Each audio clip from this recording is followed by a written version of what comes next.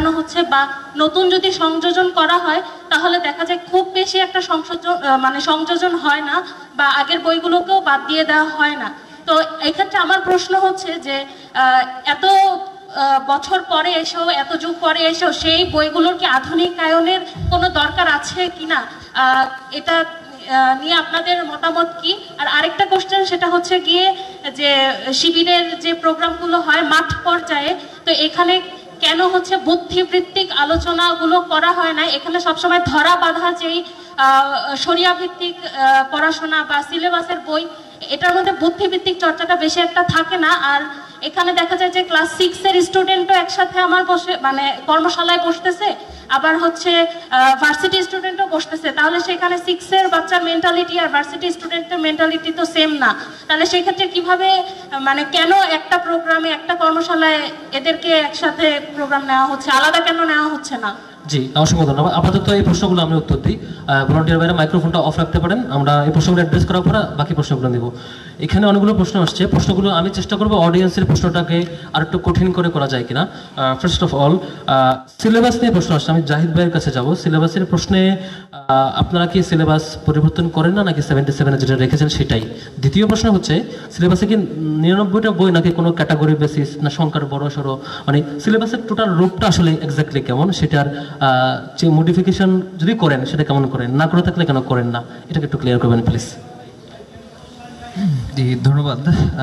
আপুর কোশ্চেন শুনে যেটা মনে হলো, উনি শিবির নিয়ে ভালো স্টাডি করে, এই জন্য আমি ধন্যবাদ জানাচ্ছি ওনাকে। তো আলহামদুলিল্লাহ, এটা আমাদের জন্য ভালো দিক যে আপনি সিলেবাসের বিষয়টা নিয়ে এসেছেন।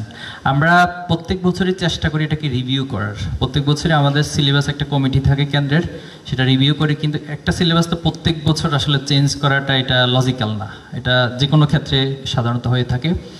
আমাদের এখন যে এক্সিস্টিং সিলেবাসটা এসেছে, এটা সর্বশেষ 18 সালে বড় দাগে হচ্ছে এটাকে পরিবর্তন করা হয়েছিল, সংশোধন করা হয়েছিল। আর গত বছর আমরা কিছু কাজ করেছি সিলেবাস নিয়ে, এবছরও করেছি। তো এই পরিবর্তনটা হয়তো আগামী বছর বা তারপরের বছর বড় দাগে সেটা হবে। তো ইনশাল্লাহ এটা নিয়ে আমরা যথেষ্ট কনসাস আছি। আপনাদের যদি একান্ত পরামর্শ থাকে, আমি অনুরোধ করব কোনো বই সাজেশন, যে এই বইটা বর্তমান প্রজন্ম বা ছাত্র শিবির যারা সিলেবাসকে অধ্যয়ন করে তাদের প্রয়োজন, আমাদেরকে একেবারে দ্বিধাহীন চিত্তে সেটা পরামর্শ দিবেন। তার আপনারা কি অডিয়েন্সের সাজেশনও সিলেবাসে বা জেনারেল পিপলের সাজেশনও নিতে প্রস্তুত সিলেবাসে? ডেফিনেটলি আমরা এটা নিয়ে থাকি। আগেও আমরা যখনই সিলেবাস পরিবর্তন করতাম, আমরা আমাদের যারা ছিল, সাবেক যারা ছিল, তাদের কাছ থেকেও পরামর্শ নিতাম, রানিংদের থেকেও নিতাম, এবং বিভিন্ন স্কলার যারা আছেন বিভিন্ন সেক্টরে তাদের কাছ থেকেও তাদের জায়গা থেকে পরামর্শ। সিলেবাসে এক্স্যাক্টলি বই সংখ্যা কত, এটা কিভাবে আপনি ক্যাটাগরি? আমাদের সদস্য সিলেবাস যেটা, সেখানে 81টি বই পড়তে হয়। তো এখানে অনেকগুলো ক্যাটাগরি আছে, যেমন থিওলজির কিছু বিষয় রয়েছে, এরপর সমসাময়িক ইস্যুগুলো নিয়ে অনেকগুলো বিষয় রয়েছে, রাজনীতি অর্থনীতি নিয়ে অনেকগুলো বিষয় রয়েছে, বিশ্বায়ন নিয়ে অনেকগুলো ইস্যু রয়েছে। অর্থাৎ হলিস্টিক অ্যাপ্রোচে একজন ছাত্রের যে বিষয়গুলো মিনিমাম জানা প্রয়োজন, যে লেভেলটা ওনাকে জানা প্রয়োজন, সেটা। তো একটা জাস্ট ইন্টারেস্টিং বিষয় বলি, আমাদেরকে যখন এই সিলেবাসগুলো আমাদের দায়িত্বশীলরা পড়াইতে দিতেন, বা যখন আমি সাথী হয়েছি বা সদস্য হয়েছি, তো তখন ওনারা একটা বক্তব্য দিতেন যে দেখুন, আপনি একটা সিলেবাস পড়ছেন মানে আপনি মহাপণ্ডিত হয়ে গেছেন, মহাজ্ঞানী হয়ে গেছেন, বিষয়টা তা না। আপনাকে এই সিলেবাসের মধ্য দিয়ে মূলত জ্ঞানের যে একটা বিশাল রাজ্য আছে, সেখানে প্রবেশ করিয়ে দেওয়া হচ্ছে। এখন আপনি আপনার উপর নিজেকে সক্ষমতা, নিজের ক্যাপাসিটির আলোকে এই ধারাটাকে অব্যাহত রেখে আপনি সর্বোচ্চ জ্ঞান অর্জনের যে প্রচেষ্টা, সেটা অব্যাহত রাখবেন। মূলত এটি হচ্ছে আমাদের সিলেবাসের কনসেপ্ট। এখানে সিলেবাসের বইয়ের সংখ্যা এখানে 81টা, কিন্তু আপনারা আবার বয়স বিবেচনায় স্কুল কলেজ এই পার্থক্যগুলো কেন করে এত বড় একটা সিলেবাস তৈরি করলেন? না, আমাদের আলাদা আছে। আপনি স্কুল সিলেবাস আমাদের আলাদা আছে, এরপরে সাথী সিট যেটা, সেটার জন্য আলাদা সিলেবাস, কর্মীদের জন্য সিলেবাস আছে, এবং সেখানে আমরা যার যার অবস্থানের আলোকে সেটাকে আমরা। এখানে কি আপনারা এই সিলেবাস তৈরিতে সততার পরিচয় দিয়েছেন, নাকি এটা ব্রেন ওয়াশের মেকানিজম দাঁড় করিয়েছেন? আচ্ছা, ওকে। এখন ব্রেন ওয়াশের সংজ্ঞায়নটা আপনি কি করবেন সেটার উপর ডিপেন্ড করে আমার উত্তরটা হবে।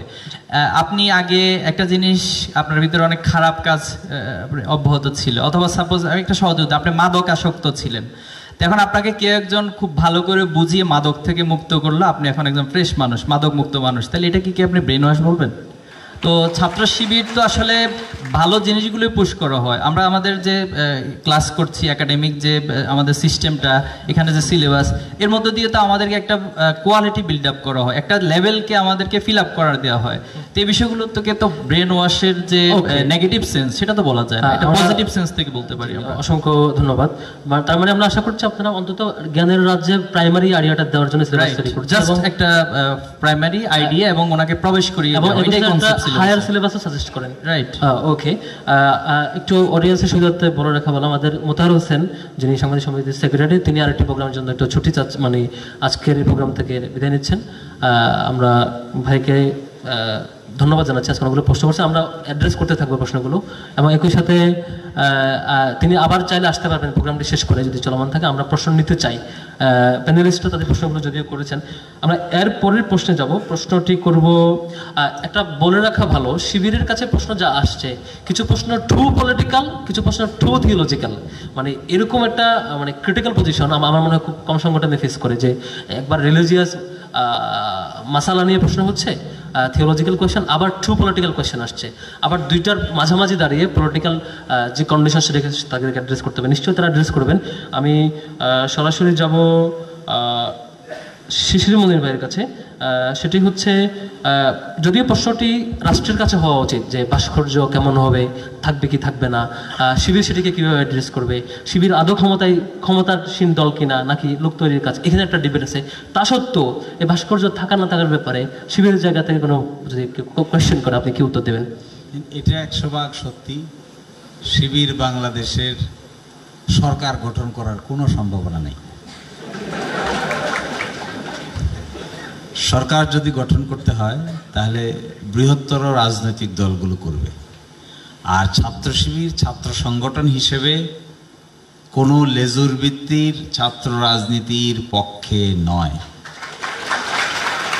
তার মানে আপনারা কারো ভাস্কর্য তৈরি করবেন না? তার মানে কি?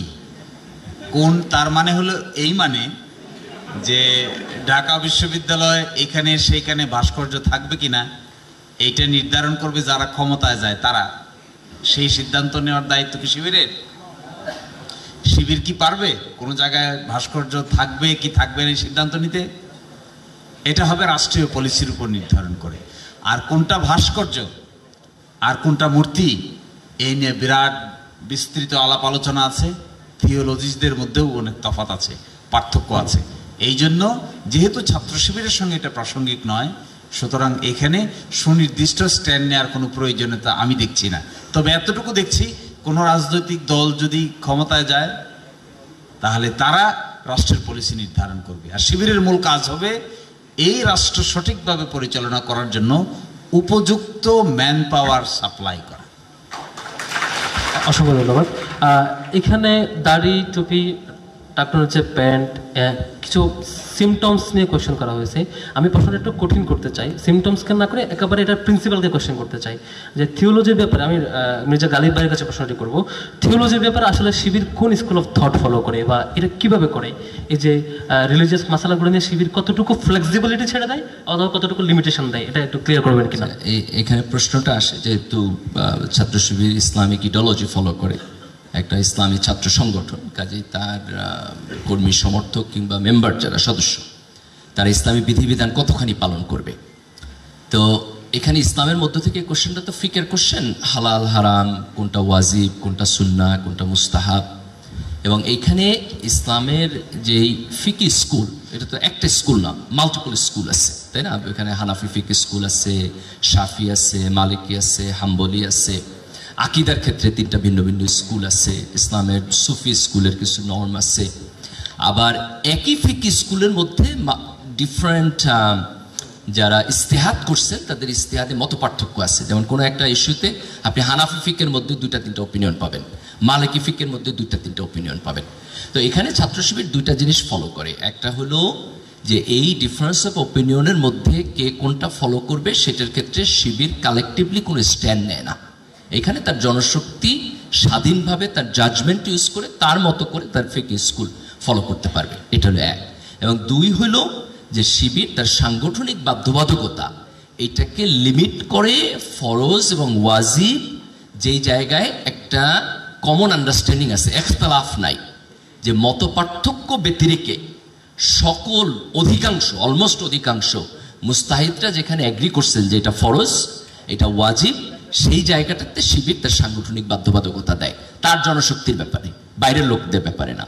আর যেখানে ইখতলাফ আছে, যেখানে ভিন্ন ভিন্ন ফিকি অপিনিয়ন আছে, সেখানে শিবির এটা ওপেন করে রাখছে, তার জনশক্তি তার নিজের স্বাধীনতা দিয়ে, তার জাজমেন্ট দিয়ে, তার মতো করে ডিসিশন নিবে যে কোন ফিকি স্কুল সে ফলো করবে, অথবা ডিফারেন্স অফ অপিনিয়নের ক্ষেত্রে কোন স্পেসিফিক ফিকি অপিনিয়ন সে। তার মানে শিবির তার ম্যান পাওয়ারের কাছ থেকে শুধুমাত্র ফরজ ওয়াজিব লঙ্ঘন না করা এবং কবিরা গুনাহ না করা, এই কমিটমেন্টটাই নেই, বাকি ব্যাপারে তার উপর ছেড়ে দেয়, এরকম কিছু। বাকি জায়গায় শিবির মোটিভেশন করে, মোটিভেশন, কিন্তু সাংগঠনিক বাধ্যবাধকতার মধ্যে আনে না।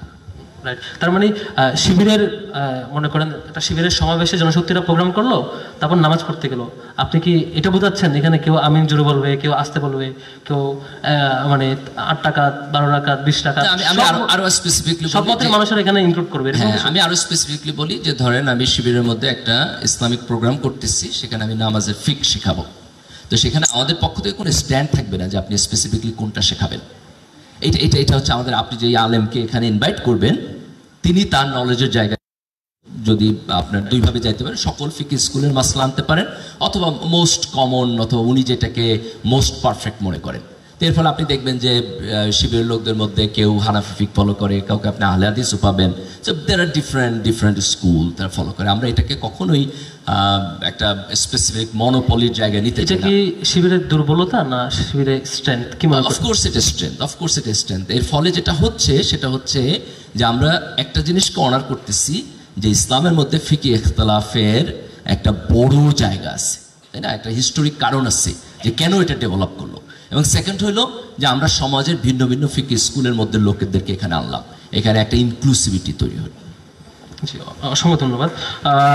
নিশ্চয়ই থিওলজির ব্যাপারে প্রশ্নগুলো তাহলে এভাবেই আসবে, এবং শিবির যে ফ্লেক্সিবিলিটি দিচ্ছে, যে গালিবের বক্তব্য যেটা বুঝতে পারি সেটা হচ্ছে সেজন্যই বিভিন্ন ক্যাটাগরির লোকেরা শিবিরে একসাথে আসে এবং কমন কিছু সিমিলারিটিস থাকে। আমরা যাবো সাদিক কাইমের কাছে। আচ্ছা ফরাত, 1 মিনিট, আমার একটু চলে যেতে হবে, আমার আরেকটা প্রোগ্রাম আছে, আই অ্যাপোলোজাইজ।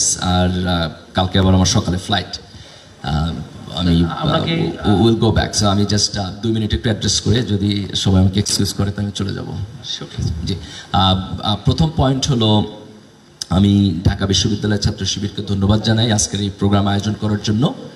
সাধারণ ছাত্রদের সামনে এসে একটি ছাত্র সংগঠন তার রাজনৈতিক কার্যক্রমের বর্ণনা দিবে, তার ব্যাপারে যে প্রশ্ন তার উত্তর দিবে, এর মধ্য দিয়ে দুইটা জিনিস হবে, একটা অ্যাকাউন্টেবিলিটি তৈরি হবে এবং আরেকটা হচ্ছে একটা ব্যালেন্স তৈরি হবে, যে শিবিরের কার্যক্রমের মধ্যে কোথাও যদি ত্রুটি থাকে তাহলে একটা সেলফ রিফ্লেকশন যেন আমরা দেখতে পাই। তো এই উদ্যোগগুলো আরও বেশি বেশি হওয়া প্রয়োজন, যে বিশ্ববিদ্যালয়ে একটা গণতান্ত্রিক পরিবেশ থাকা দরকার, একটা ইন্টেলেকচুয়াল পরিবেশ থাকা দরকার, যেখানে আমার কাজকে, আমার ছাত্র সংগঠনের কাজকে চ্যালেঞ্জ করা হবে। আমরা এই সামগ্রিক পরিবেশের মধ্য দিয়ে আমাদের ত্রুটি এবং বিচ্যুতি এটাকে অতিক্রম করে আমরা একটা ভালো জায়গায় যাব। তো আমি ফার্স্ট থ্যাংক ইউ, এটা একটা অসাধারণ আয়োজন, ছাত্রছাত্রীদের মধ্যে যারা অংশগ্রহণ করছেন তাদেরকে আমি ধন্যবাদ জানাচ্ছি, এবং আমি আশা করব যে ছাত্র শিবির এটি কন্টিনিউ করবে, এবং আমি অন্যান্য ছাত্র সংগঠনকেও এনকারেজ করব যে তাদেরও এই জাতীয় প্রোগ্রাম করা উচিত, যাতে করে সাধারণ ছাত্রদের কাছে কালেকটিভলি আমাদের ছাত্র সংগঠনগুলোর একটি জবাবদিহিতা থাকে। বিশ্ববিদ্যালয়ে যদি একটা ছাত্র সংগঠন ভালো রাজনীতি করে আর বাকি সবাই বাজে রাজনীতি করে, এটার মধ্য দিয়ে কালেকটিভলি ছাত্র রাজনীতির যেই এনভায়রনমেন্ট সেটি ভালো হবে না। আমরা তখনই একটা ভালো জায়গায় যেতে পারবো যখন সকল ছাত্র সংগঠন একটা মিনিমাম থ্রেশহোল্ড ক্রস করবে, তারপর তাদের মধ্যে কম্পিটিশন হবে, এবং সেই কম্পিটিশনটা একটা ফেয়ার প্লে হইতে হবে, একটা রেসপেক্টেবল প্লে হইতে হবে। তো এই যে কালেকটিভলি সকল ছাত্র সংগঠন একটা মিনিমাম থ্রেশহোল্ড অতিক্রম করবে, এই জায়গায় আমাদের সবার দায়িত্ব আছে, ছাত্র সংগঠন হিসেবে দায়িত্ব আছে, সাধারণ ছাত্র হিসেবে দায়িত্ব আছে, বিশ্ববিদ্যালয়ের শিক্ষক হিসেবে দায়িত্ব আছে, বিশ্ববিদ্যালয়ের অ্যালামনাই হিসেবে আমাদের দায়িত্ব আছে।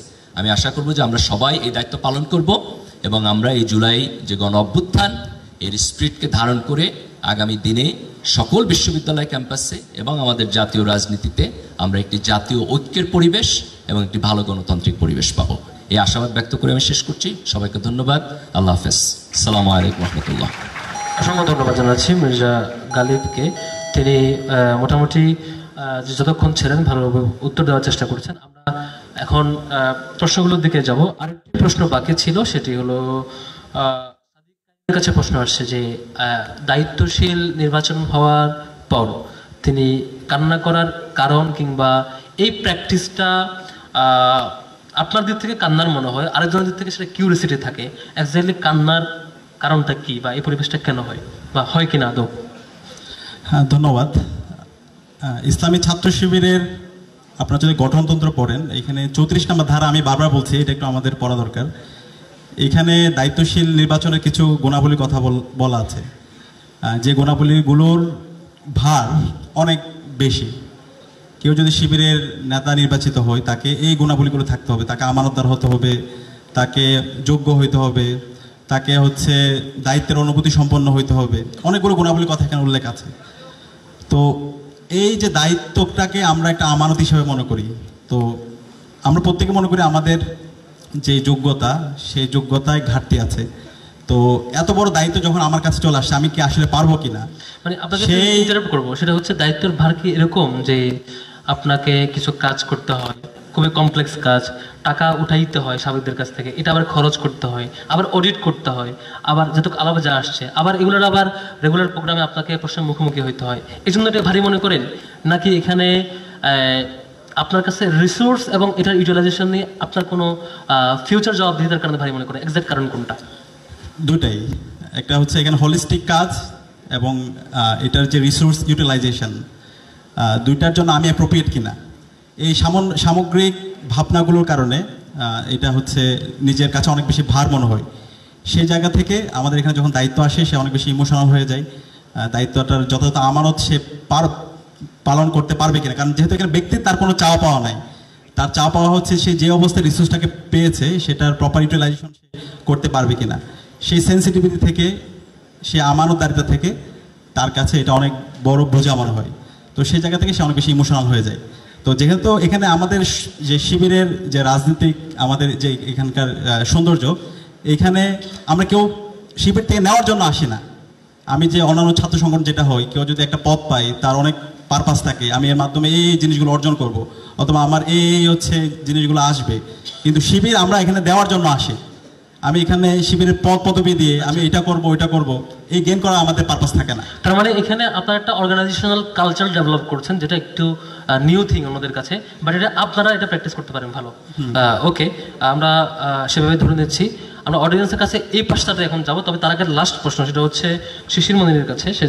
ওনার কাছে প্রশ্ন আসছে যে ব্যক্তির দায় সংগঠনের উপর আসবে না, সেক্ষেত্রে ফেসিবাদে ভেবে ব্যাখ্যা করতেন।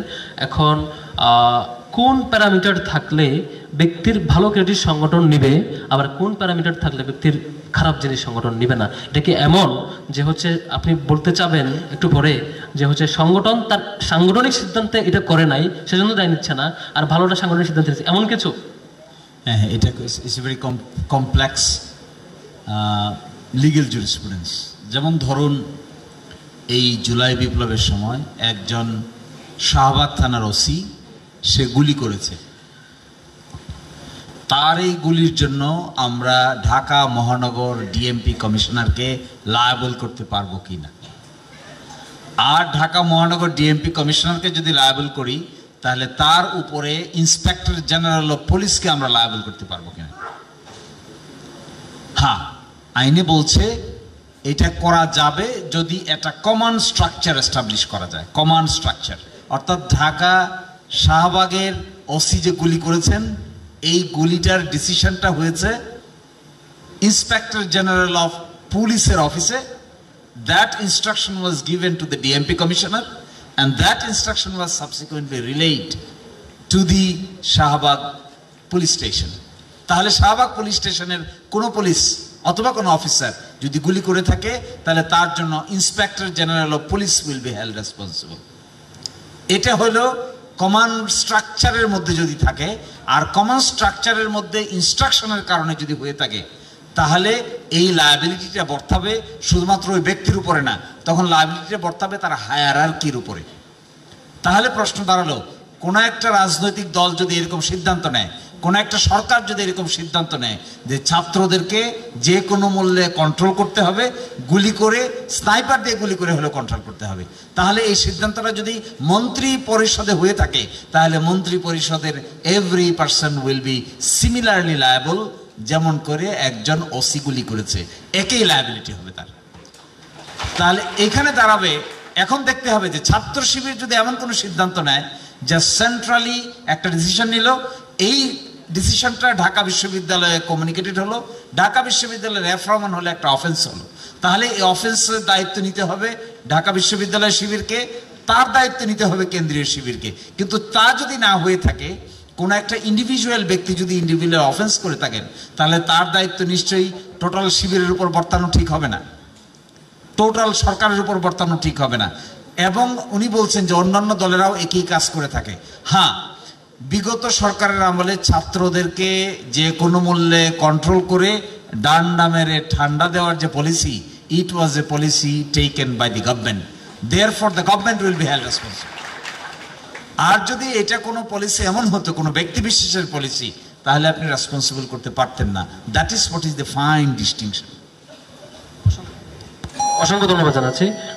আমরা একটু আপনাদের কাছে অনুমতি চাইবো, সেটা হচ্ছে দুটো বিষয়ে। নাম্বার ওয়ান, যেটা 10টায় হল বন্ধ হয়ে যাবে না আমাদের বোনদের হল, আমরা কি এই সাইড থেকে প্রশ্ন করার আগে কি বোনদের বাকিগুলো নিয়ে নেবো কিনা আপনারা অনুমতি দিলে। নাম্বার টু, আমরা প্রোগ্রাম কয়টা পর্যন্ত কন্টিনিউ করব? আপনাদের এখন আমরা শুরু করেছি 7টায়, এখন বাজে 9টা 27। আমরা কি 10টা পর্যন্ত করব না 10:30 পর্যন্ত করব?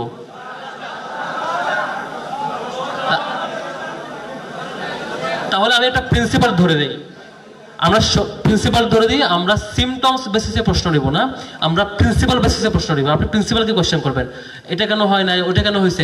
ছোট ছোট ঘটনা বেসিসে প্রশ্ন করলে যে ঘটনাটা 2 ইয়ার্স পরে কোনো ভ্যালু অ্যাড করে না, রেদার আপনি কোয়েশ্চেন করবেন শিবিরের রেগুলার অর্গানাইজেশনের ফ্রেমকে, একদম প্রিন্সিপালকে কোয়েশ্চেন করবেন, যেটা শিবির ওন করে, শিবির প্র্যাকটিস করে, এবং বক্তারা এটাকে বাইপাস করতে পারবেন এমন কোয়েশ্চেন করবেন। আশা করব আপনারা এই কঠিন প্রশ্ন করবেন যেটা একদম প্রিন্সিপালকে হিট করবে এবং আজকের বক্তারা কোনোভাবে বাইপাস করতে পারবে না। তো সামনে যারা প্রশ্ন করবেন, তাদের প্রতি প্রশ্নের সেই মেরিটটা যাতে থাকে এবং সেই আর্গুমেন্টটা ক্লিয়ারলি থাকে, সে রিকোয়েস্টটা করবো। আমি বন্ধুদের কাছে চলে যাচ্ছি, একটু শর্টে প্রশ্ন করবেন। আমরা একটা প্রশ্নের ম্যাক্সিমাম টাইম ডিউরেশন দেব 30 সেকেন্ড। জি জি, একজন দাঁড়িয়েছেন, প্রশ্ন করেন আপুরা। হ্যাঁ, আসসালামু আলাইকুম, আমি ফাতেমাতুল জান্নাত ইমা, ইসলামিক স্টাডিজ ডিপার্টমেন্ট। শিশির মনির স্যার হচ্ছে বারবার অ্যাড্রেস করতেছিলেন যে ছাত্র শিবির লেজুর ভিত্তিক রাজনীতি যেন না করে। তো এখানে আমাদের ঢাবি শাখার যে কমিটিতে যারা আছেন এবং কেন্দ্রীয় কমিটিতে যারা আছেন তারা উপস্থিত আছেন, তারা এটা নিয়ে যদি কোনো উত্তর দিয়ে, মানে আজকেই উত্তর দিয়ে যেতেন তাহলে ভালো হতো। মানে তারা কি হচ্ছে কোনো মাদার পার্টিকে সার্ভ করবে কিনা এই জিনিসটা। রাইট, অসংখ্য ধন্যবাদ। আর কোনো বোনের প্রশ্ন আছে কিনা? একটু ভলান্টিয়ার হেল্প করবে, একটু হাত তুললে আমাদের জন্য সহজ হয়। আপনাদের মধ্যে কোনো আপু যদি প্রশ্ন থাকে হাত তুলবেন। আসসালামু আলাইকুম, আমার নাম ওয়ার্দাতুল জান্নাত ইত্তান, রাষ্ট্রবিজ্ঞান বিভাগে পড়াশোনা করছি। এই কথাটা হয়তো এসেছে কয়েকবার, তবু আমি একটু এক্সটেন্ড করি।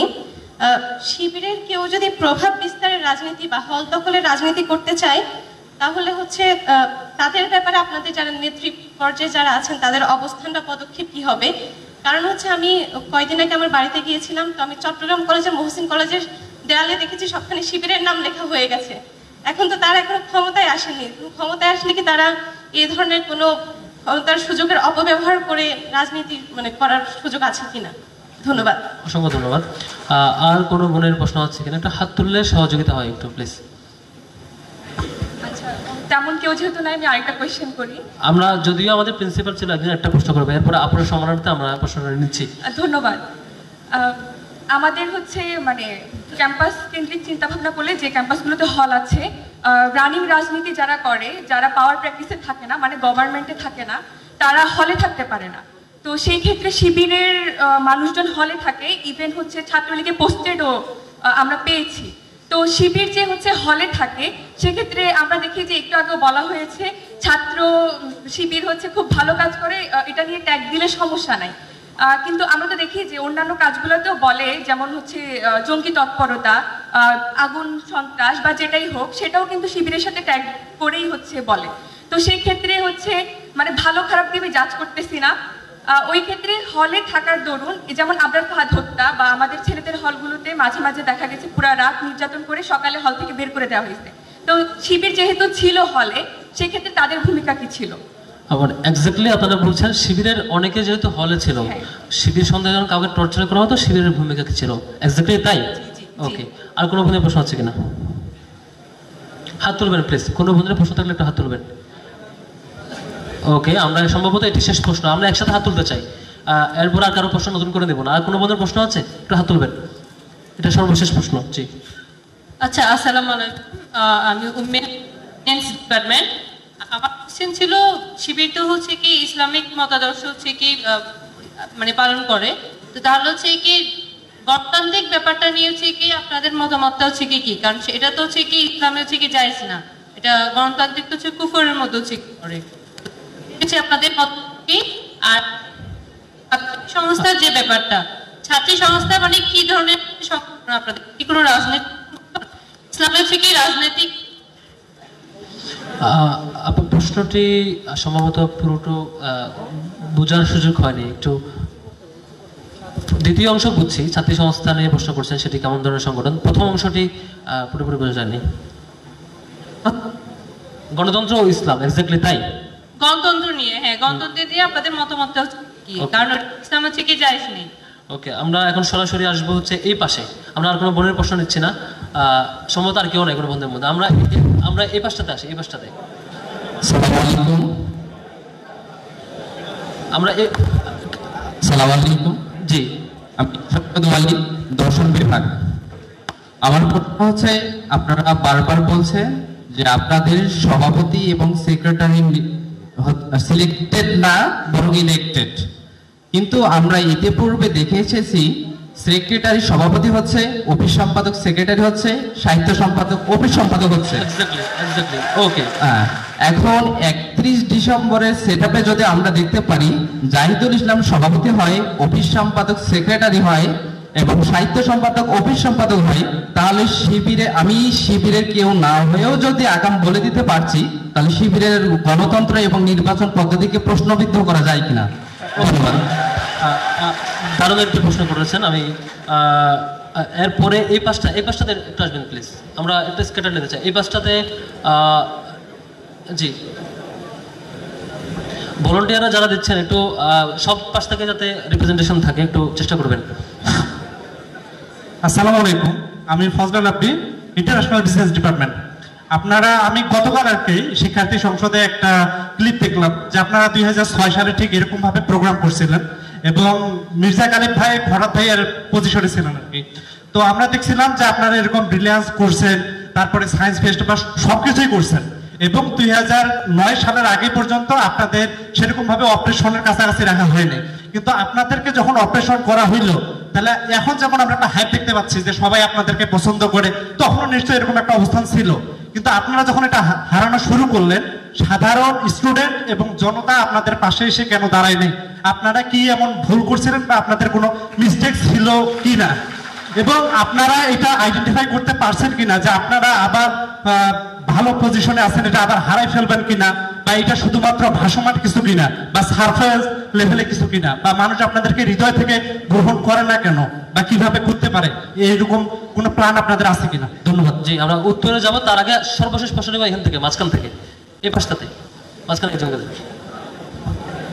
আসসালামু আলাইকুম, আমি ডন মোহাম্মদ তাজিম, Arabic language and culture department থেকে।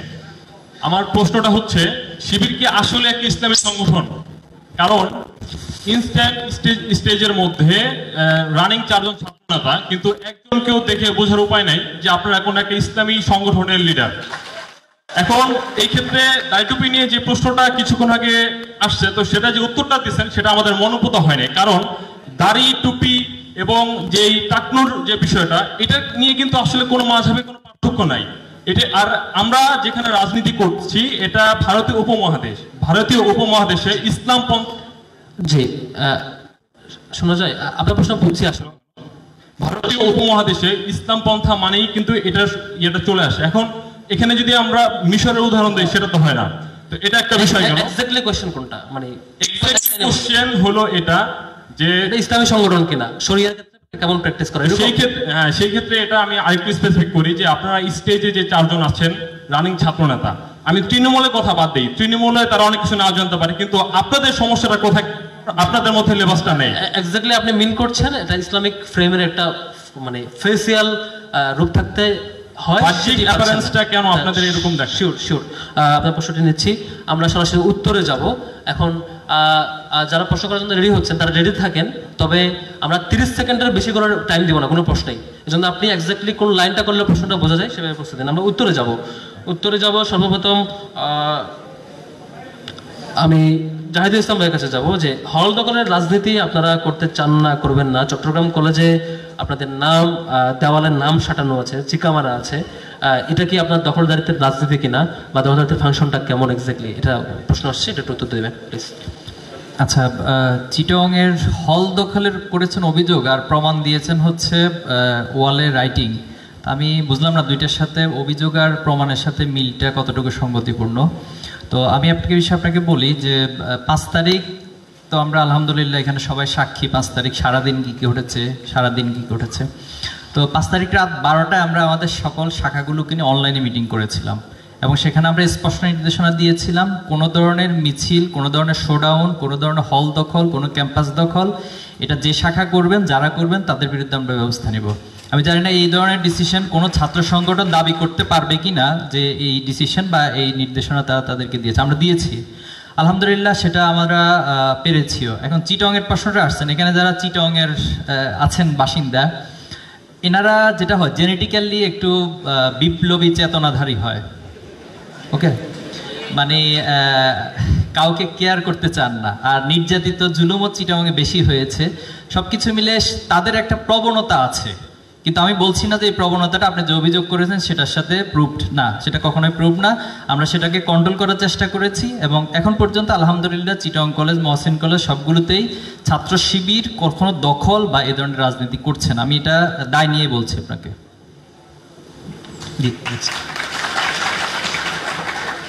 জি, অসংখ্য ধন্যবাদ, বেশ ভালো প্রশ্ন। আরেকটা প্রশ্ন আসছে যেটা আমি সাদিক কাইমের কাছে যাবো, সেটা হচ্ছে আপনাদের সেট আপ নিয়ে, অর্থাৎ আপনাদের কমিটি গঠন নিয়ে, যে হচ্ছে কেন্দ্রীয় সভাপতি ইলেক্টেড হয় এবং যিনি সেক্রেটারি হন তিনি মনোনীত হন। আমার প্রথম প্রশ্ন যে যিনি মনোনয়ন হন তিনি কিভাবে মনোনয়ন হন, এটা একটু আমাকে ব্যাখ্যা করবেন কিনা, তারপর আমি পরের প্রশ্নে যাচ্ছি। আচ্ছা, আমরা গণতন্ত্রের অনেকগুলো রূপ জানি, এখানে হচ্ছে কন্ট্রোল ডেমোক্রেসির একটা রূপ আছে। তো শিবিরের যেটা মনোনয়ন হয়, সে মনোনয়নের ক্ষেত্রে শিবিরের কার্যকর পরিষদের যারা সদস্য আছে, কার্যকর পরিষদের সদস্য হচ্ছে তারা যারা শিবিরের সারা দেশের যে 144টি ইউনিট আছে সেই ইউনিটগুলোকে যারা কন্ট্রোল করে, ওনারাই হচ্ছে কার্যকর পরিষদের সদস্য। তাদের থেকে পরামর্শ নেওয়া হয়। তারা সারা দেশে সফর করে সারা দেশের সদস্য, জনশক্তি, সর্বপর্যায়ের জনশক্তিদের চাওয়া পাওয়া, তাদের প্রত্যাশা, তাদের ধারণা, সবকিছু ব্যাপারে তাদের সম্যক ধারণা থাকে। তার মানে তাদের মতামত এবং সামগ্রিকতা বিবেচনায় তাদের পরামর্শের আলোকে এখানে সেক্রেটারি মনোনয়নটা সম্পন্ন। তার মানে আপনি সেক্রেটারি মনোনয়নের ক্ষেত্রে অবশ্যই পরামর্শ নেওয়া হয় কার্যকরী পরিষদের সদস্য যারা সারা দেশকে রিপ্রেজেন্ট করে। তার মানে আপনি বলছেন এমন কারো কাছ থেকে পরামর্শ নেওয়া হচ্ছে যারা এই লোকদেরকে মানে অপশনদের মধ্যে ক্লোজলি অবজার্ভ করতে পেরেছে এক্স্যাক্টলি কাকে চুজ করা যায় এই কোয়ালিটির জন্য, অলওয়েজ সুপারভিশনে ছিল এবং তাদের ব্যাপারে কি অবজারভেশন মাঠ পর্যায়ে সেটাও ফিল্টারিং করার ক্যাপাসিটি ওই গ্রুপ অফ পিপল যাদেরকে আপনি কার্যকরী পরিষদ সমন্বয় করছেন তাদের মতামতের ভিত্তিতে মনোনয়ন করা হয়। এটা কি রূপটা এমন এক্স্যাক্টলি যে হচ্ছে আপনি সেক্রেটারি মনোনয়নের সময় আপনি এই রিস্ক নিচ্ছেন না যে হচ্ছে অপরিচিত, আননোন বা হচ্ছে কম পারবেন, এটা চেতে যিনি অলরেডি ফিল্টারিং এর শিকার হয়েছে এবং যিনি পরীক্ষিত হয়েছে সবার সামনে, যিনি সবাইকে মিউচুয়াল ইন্টারাকশনের মাধ্যমে টেস্টের মুখোমুখি হয়েছে, তাকে আগে আপনি চুজ করছেন সেক্রেটারি হিসাবে, তারপর সে 1 বছর দায়িত্ব পালন করলো, সবাই দেখলো তারে, এখন সারা দেশের সদস্যরা দেখতেছে যে এই লোকটা আসলে অ্যাপ্রোপ্রিয়েট কিনা, যদি হয় তারা ভোট দিয়ে সভাপতি বানাবো, না হয় তারা বানাবো না, এরকম কিছু এরকম নাই, এক্ষেত্রে ব্যর্থ হয়। মানে আচ্ছা, সভাপতি নির্বাচনের ক্ষেত্রে হচ্ছে সভাপতি নির্বাচনের যদি দেখি আমরা, অথবা হচ্ছে আমাদের সভাপতি নির্বাচনের যদি শিবিরের শুরু থেকে দেখেন, একটু আগে যে কমেন্টটা করছেন 31 তারিখ শিবিরের কেন্দ্রীয় সভাপতি কে নির্বাচিত হবে অথবা সেক্রেটারি কে মনোনীত হবে সেটা আগে থেকে ফিক্স। আপনি যদি সবসময় দেখেন সবসময় কিন্তু এরকম হয় না, অনেকগুলো ঘটনা আছে। শিবিরের সেক্রেটারি জেনারেল ছিল কিন্তু কেন্দ্রীয় সভাপতি হয় নাই, এরকম অনেক ঘটনা আছে। যেমন এক্সাম্পল আমি একটু প্রশ্ন করি, এমনকি ফর এক্সাম্পল সাপোজ আপনি কেন্দ্রীয় সেক্রেটারি, এখন আপনি কোনো কারণে জরুরি কারণে আপনাকে ছুটি নিতে হচ্ছে, দেশের বাইরে যাচ্ছেন ফার অন্য কিছু, তখন অন্য কেউ এসে সভাপতি হবে যে সেক্রেটারি ছিল না, এরকম সম্ভাবনা আছে? অবশ্যই আছে। আচ্ছা, তার মানে প্রথম হচ্ছে নাম্বার ওয়ান আপনি যেটা বলছেন সেটা তাকে আপনি একটা ফিল্টারিং এর মধ্যে রাখছেন, ফলে যারা অবজার্ভ করছে তারা তাকে সেক্রেটারি নির্বাচন করছে। তারপর তাকে সেক্রেটারি থাকা অবস্থায় সারা দেশের সকল সদস্যরা অটো পরিচিত পাচ্ছে এবং তাকে সব জায়গায় অবজার্ভ করছে। তারপর তিনি যদি এই দায়িত্ব পালন কন্টিনিউ করেন তাহলে সদস্যরা তাকে অ্যালাউ করলে ভোট দিলে তিনি নির্বাচিত হবেন, এরকম কিছু? এরকমই। এখানে জাহিদ ভাইয়ের কোনো সম্পর্ক কথা আছে কিনা এই ইস্যুতে? আমি এটা শিশির ভাইয়ের কাছে পাস করতে চাচ্ছি। শুনেন, এটা তো উকিলের কাছে ক্যান্সার রোগের চিকিৎসা চাইলে হবে? উকিলের কাছে তো ওকালতি পরামর্শ চাইতে হবে। তো এখন শিবিরের সভাপতি একজন ইলেক্টেড হবেন, তারপরে সেক্রেটারি কে হবেন, এই পরামর্শ কে দিবে? কে? Who knows the bat? ইসলামের প্রিন্সিপালের একটা বেস্ট কনসালটেশন প্রিন্সিপাল হলো ও আমরু শুরা বাইনাহুম। ও আমরু শুরা বাইনাহুমের মূল পলিসি কি? মূল পলিসি হলো তার কাছে জিজ্ঞাসা করো যে সবচেয়ে বেশি ওয়াকিবহাল, যে বিষয়ে যে সবচেয়ে বেশি ওয়াকিবহাল তার কাছ থেকে সেই বিষয়ে পরামর্শ নেয়। ঢাকা বিশ্ববিদ্যালয়ের ভিসি কে হবে, এই পরামর্শ যারা দিবেন, একই পরামর্শ কি বাংলাদেশের চিফ জাস্টিস কে হবেন তারা দিতে পারবেন? পারবেন না। এই জন্য আমার কাছে মনে হয় যে শিবিরের এই লিডারশিপ নির্ধারণের যে সুনিপুণ কারিগর, এই সুনিপুণ কারিগরি সিস্টেমটা ইজ ভেরি বিউটিফুল। আপনি যে গ্রুপিং দেখেন না, তারও কিন্তু একটা কারণ হইল এই প্রসেসের কারণে। এক্স্যাক্টলি। আপনি যে দেখেন না মারামারি, অমুক ভাই মুর্দাবাদ, তমুক ভাই জিন্দাবাদ, তমুক ভাই আন্ডারগ্রাউন্ড, তমুক ভাই ওপেন, এটা যে দেখেন না, এই না দেখার পিছনে কি কারণ? কারণ হলো এর যে সিস্টেমেটিক চেইন, এই সিস্টেমেটিক চেইনটা এত বিউটিফুলি মানে গাথা যে এখান থেকে চাইলেও কারো পক্ষে মুর্দাবাদ জিন্দাবাদ ডেভেলপ করা কঠিন। এখন কেউ যদি বলে যে অমুক দল তমুক দলকে দেখছি ভাই মুর্দাবাদ জিন্দাবাদ করতে করতে জীবন শেষ, ও গিয়া দেখেন তো এই বিউটিফুলি গাথা সিস্টেমটা ফলো করে কিনা, তার রেজাল্ট হিসেবেই তো মুর্দাবাদ জিন্দাবাদ।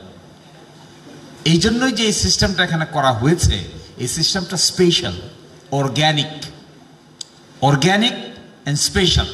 হ্যাঁ, পৃথিবীর কোনো সিস্টেমেই ক্রিটিসিজম